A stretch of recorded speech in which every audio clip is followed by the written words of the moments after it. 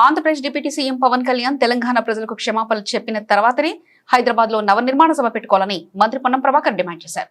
సిద్దిపేట జిల్లా Husnabad MLA camp కార్యాలయంలో ఏర్పాటు చేసిన మీడియా సమావేశంలో AP deputy CM Pawan Kalyan పై మంత్రి తీవ్ర పదజాలంతో మండిపడ్డారు. తెలంగాణ అస్తిత్వం ఆత్మగౌరవం దెబ్బతీసేలా మాట్లాడిన పవన్ కళ్యాణ్ బీజేపీ ఎజెండా మోస్తున్నారని ఆరోపించారు. తెలంగాణ మీద విషయం కక్కి తెలంగాణ ప్రజల చూపు పడితే కోనసీమ కొబ్బరి చెట్లు ఎండిపోతున్నాయని చెప్పిన పవన్ కళ్యాణ్ తెలంగాణ ప్రజలకు క్షమాపణ చెప్పాలని డిమాండ్ చేశారు. తెలంగాణలో పవన్ కళ్యాణ్ ఉద్ధరించేది ఏది లేదని, ఏవి ప్రజలు ఇబ్బందుల్లో ఉన్నారని వారిని ఆదుకోవాలని సూచించారు. విశాఖ ఉక్కును ప్రైవేట్ పరం చేస్తుంటే పవన్ కళ్యాణ్ గుడ్లప్పగిచ్చి చూస్తున్నారని ఎద్దేవా చేశారు. ముఖ్య ఉద్దేశం రేపు తెలంగాణ ఆవిర్భావ దినోత్సవం. తెలంగాణ ఆవిర్భావ దినోత్సవానికి సంబంధించి తప్పకుండా ప్రతి తెలంగాణ బిడ్డ ఈరోజు మనకొక వేడుకగా పండుగ జరుపుకుంటాం. ఇది ప్రజాస్వామిక దేశం. నాకు పక్క ఆంధ్రప్రదేశ్ నా రాష్ట్రంగా కలిసి విడిపోయిన రాష్ట్రంగా నాకు అధికమైన ప్రేమ ఉంటుంది. అట్లానే అస్సాంతో సహా ఈ రాష్ట్రంలో ఉన్న ఈ దేశంలో ఉన్న ప్రతి రాష్ట్రం పట్ల కూడా మనం భారతీయుడిగా ఒక మానవతావాదులంగా పరస్పరమైనటువంటి గౌరవించుకోవాలి. ఎక్కడ కూడా ఇతరులను అవమానపరచదు. మన రాజ్యాంగం కూడా చెప్తా ఉంది, వాక్ స్వాతంత్రం ఉంది, దాన్ని ప్రజాస్వామ్యం ఉపయోగించు, నీ వాక్ స్వాతంత్రం ద్వారా ఎదుటి వారికి ఇబ్బంది కలగద్దు, బాధ కలగద్దు అనే మాట చెప్తా ఉన్నారు. ఈరోజు తెలంగాణ ఆవిర్భావ దినోత్సవం సందర్భంగా తెలంగాణ ప్రజలకు సంబంధించి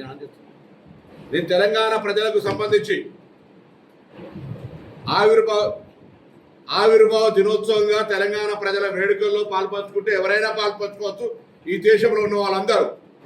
కానీ తెలంగాణ మీద విషం కక్కి తెలంగాణ చూపు పడితే కోనసీమ కొబ్బరి చెట్లు ఎండిపోతున్నాయని చెప్పి అంతకుముందు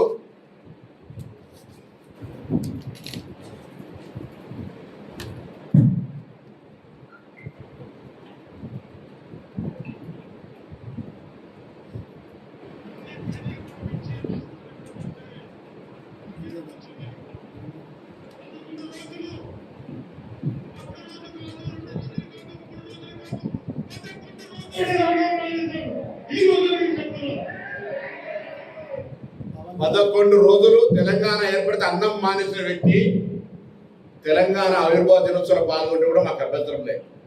కానీ తెలంగాణ ఆవిర్భావం కాకుండా నవనిర్మాణం పేరు మీద సభ చేస్తూ ఉన్నాడు. రేపు తీవ్రంగా ఆక్షేపిస్తూ ఉన్నాం.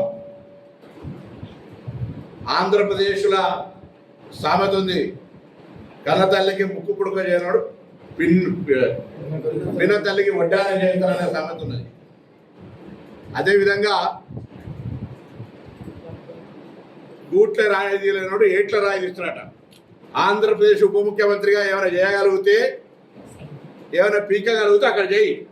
ఇక్కడికి వచ్చి నవనిర్మాణ సమితి పేరు మీద నువ్వు ఇక్కడ ఏదో చేసేటువంటి కార్యక్రమంలో ఇక్కడ ఎవడు సహించడానికి సిద్ధంగా లేడు.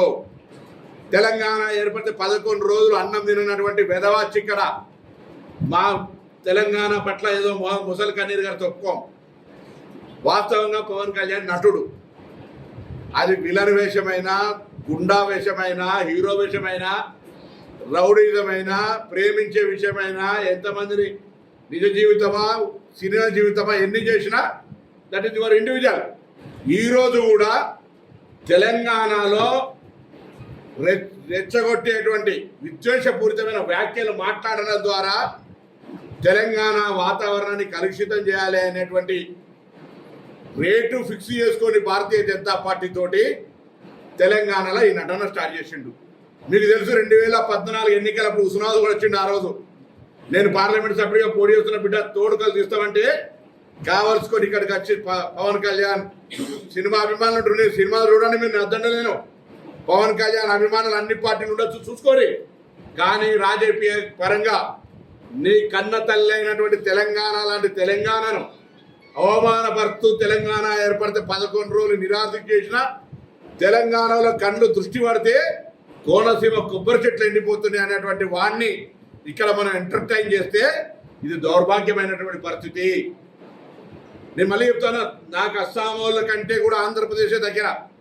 భారతదేశంలో అన్ని రాష్ట్రాల ప్రజలకు తెలంగాణ స్వాగతం చెప్తోంది. ఈవెన్ విదేశీయులకే స్వాగతం చెప్పి ఇక్కడ అన్ని రకాల కార్యక్రమాలు జరగాలనుకుంటున్నాం. మేము ఆంధ్రప్రదేశ్కు నేను కూడా 100 సార్లు పోయినా, సత్సంబంధాలు ఉండాలని కోరుకుంటున్నాం. కానీ ఈ విధంగా తెలంగాణ చూపు పడితే కోనసీమ కొబ్బరి చెట్లు ఎండిపోతున్నాయని ఇంకా తెలంగాణ రక్తం ఉన్న ఏ బిడ్డ సినిమాలు అభిమానించిన అటువంటి వాని పట్ల ఇక్కడ సభకు పోతే కూడా వాళ్ళ తల్లిదండ్రులకు ద్రోహం చేసినట్టే అని భావిస్తా ఉన్నాను. నేను ఈరోజు క్షమాపణ చెప్పు, ప్రసంగంలో వీటికి జవాబు చెప్పు. 11 రోజులు తెలంగాణ ఏర్పడితే అన్నం తినలే అన్న ఈ వీడియోకు జవాబు చెప్పు. కోనసీమ నా చూపు పడితే ఎండిపోయిందన్న దానికి జవాబు చెప్పు. ఇలా భారతీయ జనతా పార్టీ రెమ్యునరేషన్ ఇచ్చింది కాబట్టి ఇక్కడ యాక్ట్ చేయడానికి రాలేదని దేవుడి మీద ప్రమాణం చేసి చెప్పు. నువ్వు నమ్ముకున్నటువంటి కొండగట్టు ఆంజనేయ స్వామికి సంబంధించి ఈరోజు ఎవరైనా దేవాలయం పోతే రైట్ ఒక పెద్ద కార్యక్రమం చేసుకుంటూ నువ్వు దాన్ని రాజకీయ పరంగా వాడుకొని ఏదో కొండగట్టుకి ఏదో చేస్తారు కావచ్చు. తిరుమల దేవస్థానం చైర్మన్ రావాలి, ఈవో రావాలి. నువ్వు దేవాదాయ శాఖ మంత్రి కూడా కాదు. అయినా పోనీ సరే పరాయి రాష్ట్రమైన వస్తా ఉన్నాడని గౌరవించే విధంగా గౌరవించడం. ఇలా ఎందుకు మేము మాట్లాడుతున్నామంటే తెలంగాణ కోసం పార్లమెంటు సభ్యుడిగా ఆనాడు సకల జిల్లా సమ్మె ద్వారా తెలంగాణ అందరూ కూడా తెలంగాణ కావాలని అడిగినాం, పోరాటం చేసినాం. ఇలా తెలంగాణ పోరాట యోధులుగా అమరవీరులు కావచ్చు, లేదా పూర్తి స్థాయిగా ఇబ్బంది పడ్డటువంటి వాళ్ళు, కేసులు ఇతరత్ర ఉన్నటువంటి వాళ్ళను గుర్తించి గౌరవించాలి, గుర్తింపు ఇవ్వాలని ఒకవైపు తెలంగాణ ఉద్యమకారులను గుర్తింపు గౌరవాన్ని ఇచ్చే కమిటీ ఏర్పాటు చేసుకొని ఇక్కడ మనం ఆ కార్యక్రమం చేస్తూ ఉంటుంటే తెలంగాణ ఎట్లా పడితే అట్లా తిట్టిన ఆయనే, తెలంగాణ ప్రజల ఆత్మ గౌరవానికి విఘాతం కలిగించిన ఆయనే, తెలంగాణ ఆవిర్భావ దినోత్సవంలో రైట్ ఇది ఒక ప్రజల ఆకాంక్ష, తెలంగాణ రాష్ట్ర అభివృద్ధికి మేము కూడా సహకరిస్తాడు పర్లే. కానీ మరి ఈ నవనిర్మాణ సభను పెడతాడు, పోయి గుజరాత్లో పెడతలేవు, పక్కన కేరళలో పెడతలేవు, పక్క తమిళనాడు పెడతలేవు. ఓన్లీ తెలంగాణకు వచ్చి ఆయనే పైసలు ఇస్తే ఏ నటన అంటే ఆ నటన చేయమంటాడు, ఏ డ్రెస్ వేసుకోమంటే ఆ డ్రెస్ వేసుకొని ఎగురుతాడు. ఇక్కడికి వచ్చి భారతీయ జనతా పార్టీ డైరెక్షన్లు ఈ డ్రెస్ వేసుకొని ఎగురుతాడు. తెలంగాణ వైషమ్యాలు సృష్టించాలి, రాజకీయమైనటువంటి విమర్శపూరితంగా మాట్లాడాలి. రైట్, నువ్వేమైనా పెట్టుకోవా, ఇది డెమోక్రటిక్ కంట్రీ. కానీ నా గుండెల మీద దాన్ని, నా తెలంగాణ ప్రజల ఆత్మ గౌరవాన్ని గాయం కలిగించేటువంటి కోనసీమ కొబ్బరి చెట్లు తెలంగాణ వాళ్ళ కళ్ళతోటి మాడిపోయినాయి అంటే, లేదా తెలంగాణ ఏర్పడితే 11 రోజులు అన్నం తినలేదు బాధపడ్డా అన్నటువంటి వాడు ఇక్కడికి వస్తే మాట్లాడే ముందు దానికి జవాబు చెప్పాల్సిందిగా నేను డిమాండ్ చేస్తాను.